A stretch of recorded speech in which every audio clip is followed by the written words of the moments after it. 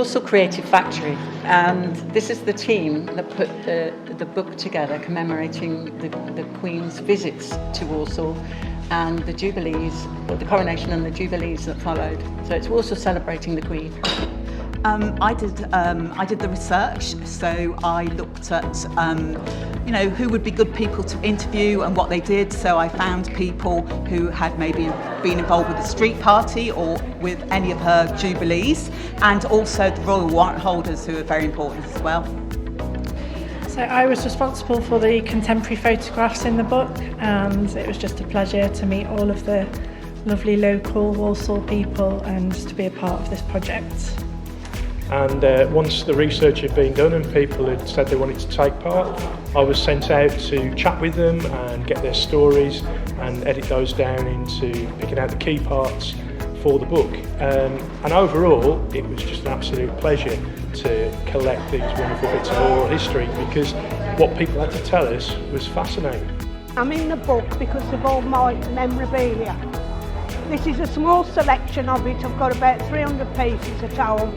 Not on show, I'll let you know, in the shed, wrapped up in the shed. All from car boots, charity shops, the pennies. Well, it was my husband, he's the fanatic. He did see her because he used to be a park ranger down the Arboretum, and he was guarding a helicopter when she landed in there and got into a car, and he had to stand there guarding a helicopter. And he rang me to tell me, and I walked down and I saw them get in the car and they both waved to me. Very nice. My memory of the Queen is when she officially opened the new Art Gallery Walsall in 2000. I was actually working at the Art Gallery at that time. We were told in advance that there was going to be an official visit by the Queen, but I think until she actually arrived on the day, it was kind of, didn't quite believe that she'd actually come to Walsall. On the day, there was lots of people in the reception area, and I was on the top of the stairs, and I didn't think I'd be able to catch a glimpse of her, but I managed to catch a glimpse of her, and she looked absolutely lovely in her outfit, in a blue outfit. And I was quite taken aback how emotional I felt, because it was kind of like seeing the Queen, and I actually met Prince Philip as well. It was just very emotional and just a lovely day, and it's just something that stayed with me since that day, really. So it's a happy memory. We're in the book because we met following the Queen's visit in 1977. And that resulted in us eventually getting married. When it was her Golden Jubilee, I decided I should write to the Queen and let her know about the family in Walsall that only exists because of her visit. And we had a wonderful letter back. And then, as the family's got bigger, I've decided to send her another photograph on the occasion of her Platinum Jubilee, and we had another reply from Balmoral, dated just 2 days before she died. In 1977, during the Queen's Silver Jubilee and her visit to Walsall, I was a young Walsall policeman, and I was involved in a visit to Walsall the day the car broke down, and before that I was involved in policing the street parties to celebrate the Jubilee. I was a young girl when the Queen came to Walsall in 1962. I have very vivid memories of being in Walsall Arboretum, lined up with my fellow Girls' Brigade colleagues next to the Girls' Guides, and saw the Queen pass through in her open-top Land Rover with Prince Philip, and it was a wonderful memory. My father still worked at Crabtrees at the time, as did a lot of my relatives. I remember the 1977 visit as well, but the 1962 one was a wonderful occasion, which I want to miss for the world.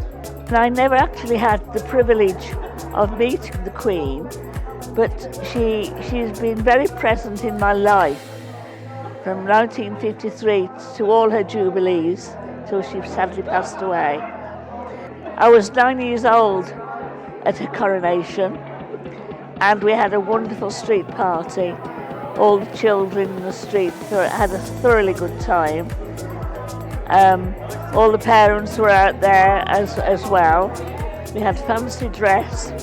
We had lots of lovely food to eat on the table. And in spite of the weather, which was quite cold, we just had a wonderful day. These are the coronation money boxes that my mother helped to make at John Harper's company in Willenhall. And this is my mother's leaving day when she was pregnant with me. And also the vase there for her gift, I still have today.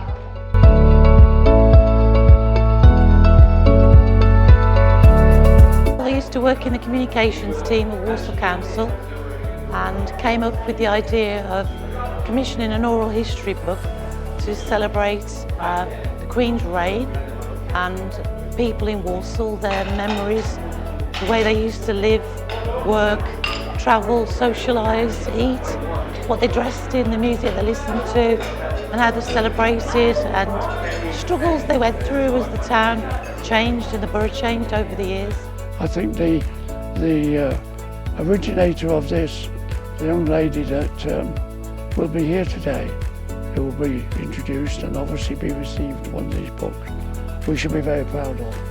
And we should be very proud of all those that have instituted and continued to finish this book up into a hard copy, because it's something that Walsall is proud of and should rightly be proud of. The memories that are shared in this book celebrate the life of the late Queen Elizabeth II. It really has brought together a project that was born in this building and how we can use the special memories of Walsall people of the late Queen and bring that to life. And this book is the culmination of that project. It's brilliant and a great example of what life in Walsall not just was, but is today.